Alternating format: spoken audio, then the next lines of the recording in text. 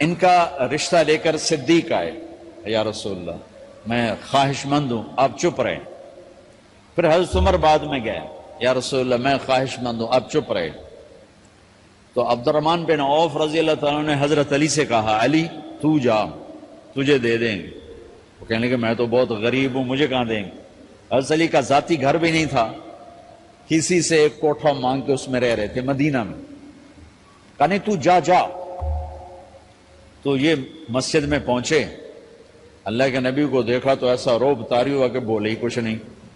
اللہ کے نبی کو تو پتا ہے کہ کیا ہے اور کس لیے ہے۔ تو آپ نے کہا علی کیسے آئے؟ چپ۔ کہا لگتا ہے فاطمہ کے رشتے کے لیے آئے ہو؟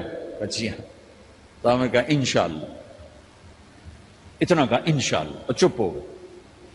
تو حضرت علی چپ کر کے اٹھ کے باہر آ گئے، صحابہ باہر کھڑے ہوئے تھے۔ تو کہنے لگے یار دیکھا نا، میں تمہیں پہلے ہی کہتا تھا مجھے نہ بھیجو، انکار ہو گیا، بولے ہی کچھ نہیں۔ تو حضرت عبد الرحمن بن عوف کہنے لگے جنہوں نے بھیجا تھا وہ کچھ تو کہا ہوگا، کہ بس انشاءاللہ کہا تو اللہ کے بندے ہاں ہو گئی، نبی کی انشاءاللہ ہاں ہوتی ہے، یہ ہاں کیوں نہیں کی؟ سبحان اللہ، اللہ اکبر، یہ ہاں کیوں نہیں کی؟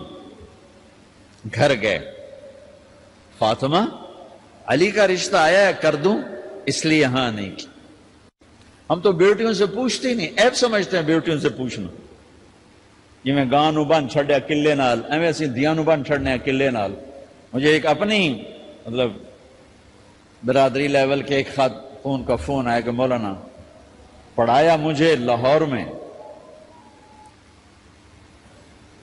اچھے کالجوں میں، اور میری منگنی کرتے وقت مجھ سے پوچھا ہی نہیں، اور ایک شرابی سے منگنی کر کے مجھے اطلاع دی سی تیری منگنی کر چھڑی ہے، فلانی تاریخ نو تیرا نکاح بھی ہونا ہے۔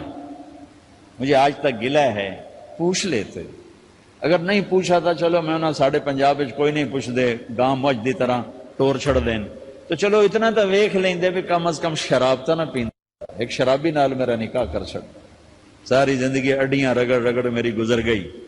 علی جیسا رشتہ آیا ہو تو اوپر سے حکم بھی آ چکا ہو کہ علی کو ہی دینا ہے، پھر آپ فاطمہ سے پوچھیں فاطمہ تیرا رشتہ آیا ہے علی کا کر دوں؟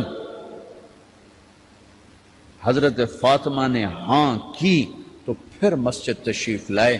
یہ آپ کو معاشرت سکھائی جا رہی کہ بیٹیوں سے بھی پوچھو، زندگی انہوں نے گزارنی ہے، تم نے تو نہیں گزارنی۔ بس میری غیرت دا سوال ہے، میں اتنا ہی کرنا نہیں تھا بیٹھی رہے۔ میری اپنی فیملی میں اتنی عورتیں بوڑھی ہو کے قبروں میں چلی گئیں، بس اتنا ہی کرنا نہیں کرنا تھا بیٹھی رہے، وہ بیٹھی رہ گئیں۔ یہ ظلم و ستم ہے جو تمہاری عدالت میں بھی نہیں آتا، کوئی کیس بھی نہیں ہوتا، لیکن اللہ کی عدالت میں کیس درج ہو چکا ہے کہ میرے نبی نے علی جیسے داماد کے لیے بھی پہلے پوچھا، حالانکہ اشارہ ہو چکا ہے۔ ابھی بتاتا ہوں میں۔ فاطمہ بیٹی علی کا رشتہ ہے کر دوں؟ انہوں نے کہا کر دیں، پھر کہا بلاؤ۔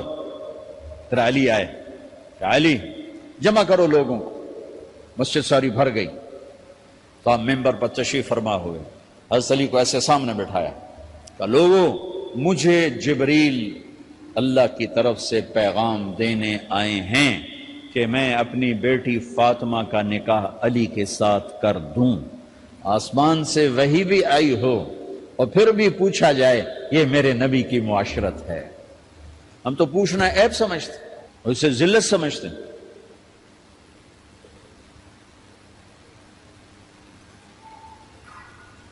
پھر آپ نے اتنا بڑا اہتمام کیا، مسجد نبوی پرانی جو آپ کے زمانے کی تھی، بہت بڑا ہال تھا، اس کا بھرا ہوا تھا، آپ نے سب کو شہد کا شربت پلایا، خود نکاح پڑھایا، نکاح کا خطبہ پڑھ کیا، پھر کہا علی میں نے فاطمہ بنت محمد کو 400 درم مہر کے عوض تمہارے نکاح میں دیا، تو نے قبول کیا؟ انہوں نے کہا جی میں نے قبول کیا، اور سجدے میں چلے گئے اور زور سے دعا مانگی، رب اوزعنی ان اشکر نعمتک التی انعمت علی وعلی والدی وان اعمل صالحا ترضاہ واصلح لی فی ذریتی انی تبت الیک واننی من المسلمین. میرے نبی نے کہا آمین، زور سے کہا آمین. نکاح ہو گیا. رخصتی ہوئی 6 مہینے بعد، 1 مہینے بعد، 1 سال بعد. 3 روایات ہیں، فوراً 4 روایات، لیکن زیادہ صحیح ہے دیر کے بعد، فوراً نہیں ہوئی، کچھ عرصے کے بعد رخصتی ہوئی. حضرت عقیل آپ کے بھائی وہ کہنے لگے علی اب رخصتی ہو جانی چاہیے. تو یہ دونوں مل کر آئے سلمان فارسی کے پاس کہ سلمان بھائی ہماری رخصتی کروا دو. سلمان فارسی کا بڑا احترام تھا، انہوں نے جا کر بات کی ام سلمہ رضی اللہ تعالیٰ عنہ سے. ام سلمہ نے بات کی اللہ کے نبی سے کہا ہاں آ جائے لے جائے. تو علی رضی اللہ تعالیٰ عنہ اپنی اونٹنی لے کر آئے. تو حضرت علی کا گھر وہ کرائے پر گھر تھا ایک کونے پر. تو وہاں اسما بنت امیس اور ام ایمن گئیں اور اس کے فرش کو لیول کیا، فرش میں سرخ مٹی ڈال کے اس کو لیول کیا اور دیواروں کی پوچا پاچی کی اور وہاں کھوٹیاں لگائیں کپڑے ٹانگنے کے لیے. آپ نے حضرت عائشہ، حضرت ام حبیبہ، حضرت ام سلمہ سے فرمایا تمہیں پتہ ہے نا مجھے فاطمہ سے کتنا پیار ہے، اسے دلہن بناؤ. دلہن بنانا بھی سنت ہے، دلہن بناؤ، دلہن بناؤ. تو آپ کو دلہن بنایا گیا. پھر علی رضی اللہ تعالیٰ عنہ تشریف لائے سلمان فارسی اور عقیل کے ساتھ، اونٹنی کو دروازے پر بٹھایا. تو آپ نے علی کا ہاتھ پکڑا، اندر تشریف لے گئے اور فاطمہ کا ہاتھ پکڑ کے علی کے ہاتھ میں دیا اور کہا بیٹی مجھے اپنے خاندان میں جو سب سے زیادہ محبوب تھا میں نے تیرا ہاتھ اس کے ہاتھ میں دیا ہے. پھر کہا علی تجھے نبی کی بیٹی مبارک، نبی کی بیٹی مبارک. پھر آپ نے اسے پیالے میں پانی منگوایا اور اس میں آخری 2 سورتیں پڑھ کے دم بھی کیا، تھوک بھی ڈالا. پھر اس میں سے انگلیاں ڈال کے ان کے سینے پر چھڑکا کہ دونوں پی لو، دونوں کو پلایا. پھر باہر تک چھوڑنے آئے. حضرت علی نے آپ کو اونٹنی پہ بٹھایا. آپ نے 2 عورتوں کو ساتھ بھیجا، ام ایمن اور اسما بنت امیس. یہ چھوٹی سی بارات جا کر علی کے گھر اتری اور آپ نے حضرت علی سے فرمایا کہ میں عشاء پڑھ کے آؤں گا، میرا انتظار کرنا ہے. تو عشاء کی نماز کے بعد آپ تشریف لے گئے. آپ نے دوبارہ پیالے میں پانی منگوایا اور اس پر آخری 2 سورتیں پڑھ کے دم کیا. پھر ان کے سینے پر چھڑکا، یہاں بازوؤں پر چھڑکا اور کمر پر چھڑکا اور دعا دی اللہم اسد جدہما وجمع شملہما وبارک علیہما واخرج منہما ذریۃ صالحہ. یہ دعا دی آپ نے اس وقت کہ میرے مالک ان کے جمع ہونے میں برکت عطا فرما اور ان کو سعادتیں عطا فرما اور ان کو نیک اولاد عطا فرما. یوں میرے نبی نے اپنی بیٹی کو رخصت فرمایا. اگلے دن آپ نے حضرت علی کو بلا کے فرمایا علی ولیمہ بھی کرنا ہے. کہنے لگے یا رسول اللہ میرے پاس تو کچھ نہیں. تو آپ نے کہا، تو سعد بن ابی وقاص کہنے لگے یا رسول اللہ میرے پاس ایک چھترا کھڑا ہے، چھترا لاؤ. ذبح کیا گیا. آپ نے اس میں چھوارے ڈلوائے، قورمہ بنوایا، قورمہ. اور اپنی طرف سے حضرت علی کو پیسے دیے کہ جاؤ چھوارے، گھی، شہد خرید کے لاؤ. تو علی رضی اللہ تعالیٰ نے 5 درم کے چھوارے خریدے اور 3 درم کا شہد خریدا اور 1 درم کا گھی خریدا. 9 درم تھے ٹوٹل. تو آپ نے کافی سارا آ گیا تو چھواروں کی گٹھلیاں نکلوا کے ان کو پسوایا، پھر شہد اور گھی میں ملایا اور ایک سویٹ ڈش تیار کی اور اس کو حضرت علی کے ولیمے میں آپ نے اپنی طرف سے پیش کیا. تو اس دن تازہ روٹی جو کی پکائی گئی اور دیگ پر میرے نبی خود بیٹھے کھانا کھلانے، تقسیم کرنے خود بیٹھے. اب ایک چھترا ہے، 13-14 کلو گوشت ہے، 15 کلو، تو 50 آدمی کھا لیں گے. آپ نے کہا سارے مدینے کو دعوت ہے، سارے مدینے والے جتنے بھی آئے اور میرے نبی خود دیگ سے نکال کے کھلاتے رہے.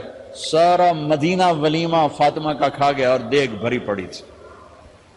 تو ولیمے میں تکلف جائز ہے، سادگی بھی جائز ہے. سادگی بھی سنت ہے، تکلف بھی سنت ہے. ہاں جو ہماری خرافات ہیں، فضولیات ہیں، یہ تباہ کن ہیں، ان سے بچنا بڑا ضروری ہے. اور بھائیو، کسی کی شادی ہو، جس کی بیٹی کو لے جا رہے ہو، اسے عزت دینا. اور یہ جو جا رہی ہے یہ ان کو اپنا ماں باپ سمجھے، اپنے خامن کے ماں باپ کو اپنے ماں باپ سمجھے. جاتے ہی لکیریں لگانا نہ شروع کر دے، میں وکھرا کرتے نوائدے کرتے نوائدے کر. وہ اپنے گھر کا ایک فرد بن کے زندگی گزارے. جو لے کے جا رہے ہیں ان کے ذمے ہے کہ اس کو بیٹی بنا کے لے جائیں. سسرال جو ہوتے ہیں وہ ہمیشہ عیب دیکھتے ہیں، خوبیوں انہیں نظر ہی نہیں آتی. تو کھٹ پٹ تو ہوتی رہتی ہے، کوئی ایسی بڑی بات نہیں. کھٹ پٹ کو صلح میں بدلو، مزید لڑائی جھگڑا نہ بڑھاؤ. میرے نبی حضرت فاطمہ کے گھر آئے، دیکھا تو آپ اداس بیٹھی. آپ نے کہا فاطمہ بیٹی کیا ہوا؟ کہ میرا اور علی کا جھگڑا ہو گیا. اچھا. خود گئے بیٹی کے باپ ہو کر، دیکھا تو حضرت علی مسجد میں سوئے ہوئے تھے. آپ نے ان کو اٹھایا، کہا یا ابا تراب قم، آپ کو یہ ٹائٹل یہاں ملا، اے ابو تراب. فرمایا کرتے تھے کل کائنات ملتی تو اتنی خوشی نہ ہوتی جتنا اس ٹائٹل کی خوشی ہے. ابو تراب کہنے کا کیا مطلب تھا؟ کہ اظہار محبت کے لیے ایسے ٹائٹل دیے جاتے تھے. تو ابو تراب کہہ کر یہ میسج دیا کہ میاں بیوی کی لڑائی ہوتی رہتی ہے، میں تجھ سے ویسے ہی محبت کرتا ہوں جیسے پہلے کرتا تھا. یہ میسج دیا اس نے. اب حضرت علی کو لائے اٹھا کر اور گھر میں تشریف لائے. نہ علی کی سنی نہ فاطمہ کی سنی. ہاں بھائی علی کی مسئلہ ہے، ہاں بھائی فاطمہ کیا مسئلہ ہے؟ یہ مسئلے سن سن کے بھی زیادہ لڑائی ہو جاتی. صلح کراون علی بھی آپ ہو 2-4 لتر مار کے آ جاندے. تو میرے نبی نے کیا کیا؟ سبحان اللہ، زمین پر لیٹ گئے. ادھر علی کو لٹایا، ادھر فاطمہ کو لٹایا. علی کا ہاتھ اپنی ناف پہ رکھا، فاطمہ کا ہاتھ ان کے ہاتھ پہ رکھا، اور بیٹی کے ہاتھ پر اپنا ہاتھ رکھا. پھر فرمایا کہو ہماری صلح ہو گئی.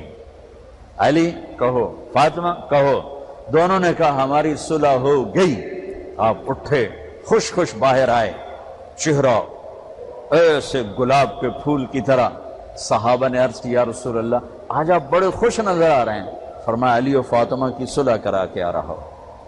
تو کھٹ بٹ ہو جانا تو کوئی بڑی بات نہیں ہے، مطلب یہ وہ گھر ہے، میں اس گھر کی کیا تعریف کر سکتا ہوں. تو میں آگے کا ایک قول سنا دیتا ہوں ابن عباس کا کہ جنت میں نور کی چمک اٹھے گی. سارے جنتی کہیں گے یہ نور کیسا نور ہے بھائی جو ساری جنت کے نور پر چھا گیا؟